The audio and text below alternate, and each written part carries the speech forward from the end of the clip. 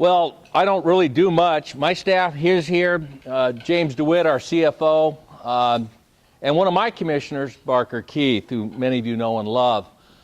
We've got a great team over at Lake Travis Fire Rescue. It's a great team function. I'm just happy to be here and to serve the community. Thank you very much. It's pretty quick. On behalf of Lake Travis Fire Rescue, we're excited to be here. I'm going to do two things today. I'm going to try to do it quick. What I'm going to talk about is a little bit about kind of the state of the district, where we're at. We've got some issues I want to talk about, and I want to talk a little bit about that. And then I'm going to talk about wildland fires in your community. And I'm going to get it from a business perspective. I'm going to say you can't afford it. So those are the two things I'm going to talk about. I should spend a few minutes on each. And I'll open up at the end for all sorts of questions and answers that if I can't answer, I'm sure Mr. DeWitt would be glad to answer for me, all the tough ones. Right, Jim? A couple new things with Lake Travis Fire Rescue. Probably that you need to know is we now control the red lights in most cases. The big fire trucks, fire apparatus, the fire engines that we have are 45,000 pounds. That ladder truck's about 76,000 pounds. We respond up and down 620 and Highway 71. One of the newest things we've done is we do have traffic preemption up, which allows us to control the lights, which helps us get through the intersections without stopping. A fire truck, by our own rules, has to stop at all negative right-of-way situations.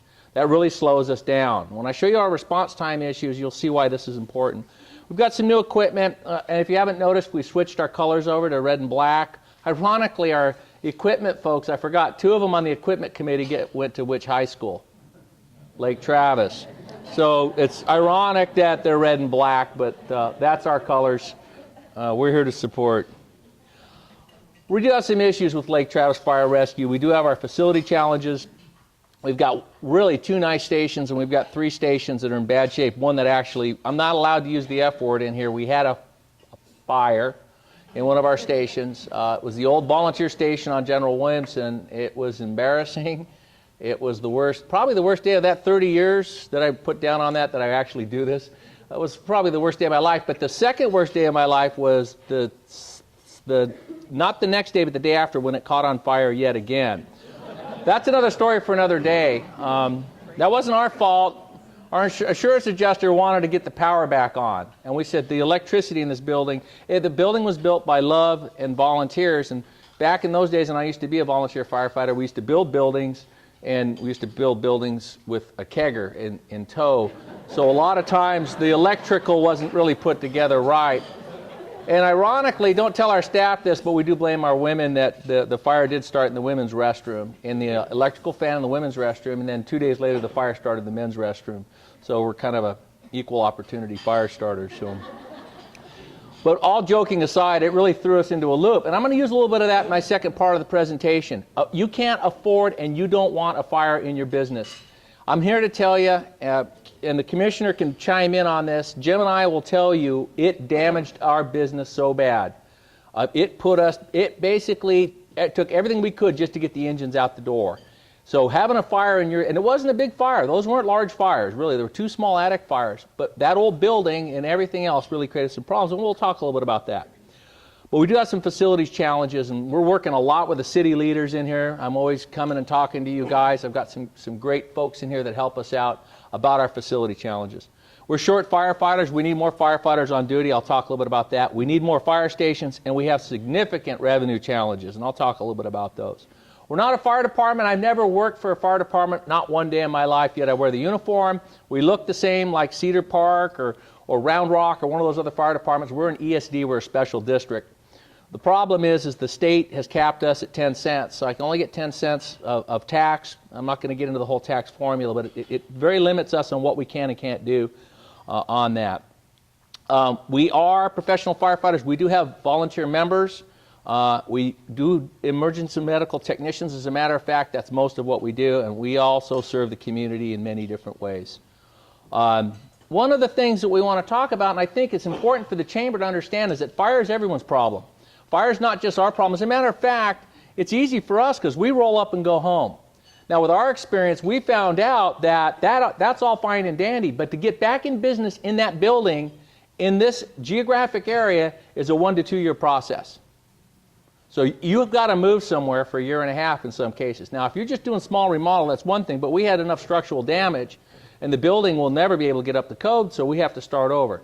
To get processes on construction and not. Now, again, our Fire Station 1 is in the ETJ of Austin, which slows things down. Some of you folks know what that is, the extraterritorial jurisdiction of Austin.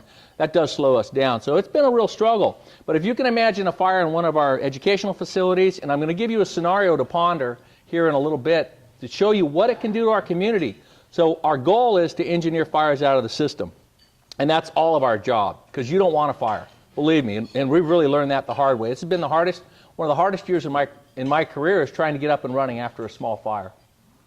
Here's what we serve. We serve the tan area there, ESD 6, that's our number. They gave me this. They said adult supervision required, so be careful in the first 2 rows. We cover this area here is Hamilton Pool, Highway 71. That's not the village, I know that's the city of Bee Cave, the Hills, City of Lakeway, the Hudson Bend area, which used to be our name, by the way, Steiner Ranch, and the Comanche Trail. So we cover this. This is our 5 stations. You'll notice that we're missing some down here. We'll talk about that in a little bit. Really what we do, here's what we do. And what we really do, and a lot of you probably don't know, is we are the EMS first responders. As a matter of fact, about 80% of our business is emergency medical services. We do provide that service. We do have a hazardous materials team. We're one of 3. There's 14 ESDs countywide in the City of Austin Fire Department. We provide hazardous materials team for bad stuff. Fire code services, we work very closely with the cities to do that. We do fire investigations. We have to determine what started, what caused the fire. We do rescue response. We cut you out of your cars. If you go off the side of the cliff, we come get you. We do also do a lot of rescue here in Lake Travis. We do have a fire boat that does that. Public education, we hit every elementary school with a safety message once a year. I don't know if you've heard of our safety squad, if you've got kids in the schools, but we hit everyone at elementary schools throughout the district. It's a great message once a year. And I'm going to talk a little bit about the wildland-urban interface, which is where basically our homes are butted up against some nice, beautiful trees, and some of these wildlands that we have adjacent to our areas are going to create some problems someday. Response time's key. What we want to do is you want to be on this side of the equation. And people talk about this 4-minute response, and I'm going to show you that's kind of around here, and in most cases, a lot of folks can't get there in 4 minutes. If you have a heart attack, which is probably the worst case scenario for a medical emergency, every minute you wait, you lose a 10% chance of success. This 11-minute mark is where we don't want to be on this side of it. So if no one started CPR or early defibrillation, you're going to have some issues there if you're in a cardiac arrest, and this is ventricular fibrillation for you physicians in here. Remember that? I know there's a couple doctors. I couldn't come up with a joke for the attorneys on that. Why response time is key, let me tell you guys a few things. On a structural fire, we've got the same kind of thing. After 10 or 11 minutes going this way, it gets pretty busy. Here's what the fire tends to do. It tends to grow exponentially. And this is over a period of time, and this is how the heat goes in it. We want to be on this side of the flashover, which puts us to getting in your house for 6 or 7 minutes. We really don't want to get there on this side because then we've got a lot to do to make it backwards. Smoke alarms save lives. Anything you guys can do to help that is just immense, especially in residential homes.